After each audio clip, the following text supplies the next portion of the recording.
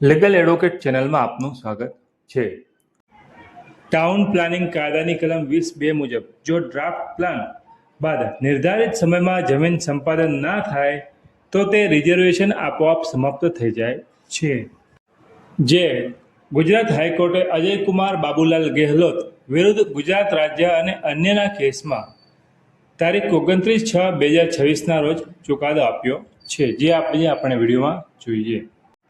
ગુજરાત હાઈકોર્ટે અજયકુમાર બાબુલાલ ગેહલોત વિરુદ્ધ ગુજરાત રાજ્ય અને અન્યના કેસમાં અરજદારની તરફેણમાં ચુકાદો આપતા બનાસકાંઠા જિલ્લાના ડીસા તાલુકાના નવા ડીસા ગામે આવેલી કરોડોની કિંમતની જમીન પર છેલ્લા 50 વર્ષથી ડેવલપમેન્ટ પ્લાન, રોડની કપાત, રિઝર્વેશનને કાયદેસર રીતે રદ જાહેર કરી દીધેલું। કોર્ટે સ્પષ્ટપણે કર્યું કે કાયદાની કલમ 20(2) જમીન માલિકોને મહત્વપૂર્ણ કાનૂની સુરક્ષા આપે છે અને આ કેસમાં વર્ષ 1975ના ડ્રાફ્ટ પ્લાન બાદ આટલા વર્ષ સુધી સંપાદન પ્રક્રિયા ના થતાં રિઝર્વેશન સમાપ્ત આપોઆપ થઈ ગયેલું ગણાય છે। કેસની વિગત એવી છે કે અરજદાર અજયકુમાર ગેહલોતે નવા ડીસા ગામની જમીનના માલિક છે। આ જમીન પર 1975ના રોજ ડ્રાફ્ટ ડેવલપમેન્ટ પ્લાનમાં 24 મીટરના રોડ માટે રિઝર્વેશન મૂકવામાં આવ્યું હતું।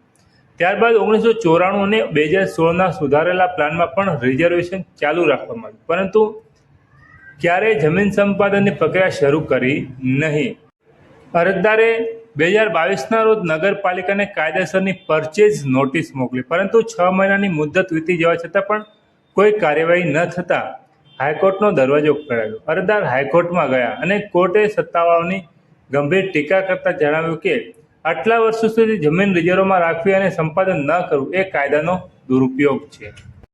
આ ચુકાદો આવ્યા બાદ નગરપાલિકાના વકીલે હુકમ સામે સ્ટે આપવા વિનંતી કરી, પરંતુ કેસની ગંભીરતા અને અરજદારના 50 વર્ષના ભોગવટાને ધ્યાને રાખી કોર્ટે સ્ટે આપવાનો સાફ ઇનકાર કરી દીધો। કોર્ટે સ્પષ્ટ કર્યું કે બંધારણના આર્ટિકલ 300(a) અંતર્ગત મિલકતના અધિકારનું ઉલ્લંઘન કરી શકાય નહીં અને વહીવટી સુસ્તીને કારણે જમીન માલિકને અનિશ્ચિત સમય સુધી રાહ ન જોવી પડે।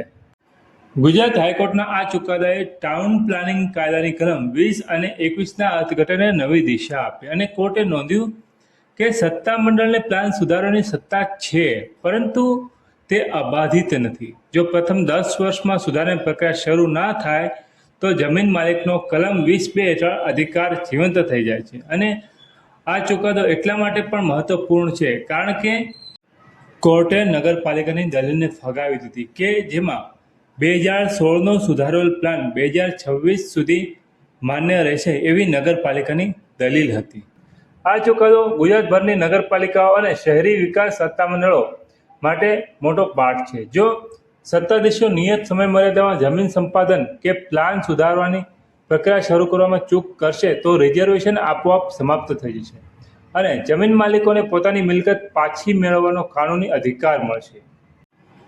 આપણે આવા જ કાયદાને લગતા વિડીયો તેમજ નવા આવનાર જજમેન્ટ લાવતા રહીએ છીએ, જેથી લીગલ એડવોકેટ ચેનલ સબસ્ક્રાઇબ કરો અને કોઈ પ્રશ્ન હોય તો કમેન્ટમાં જણાવી શકો છો।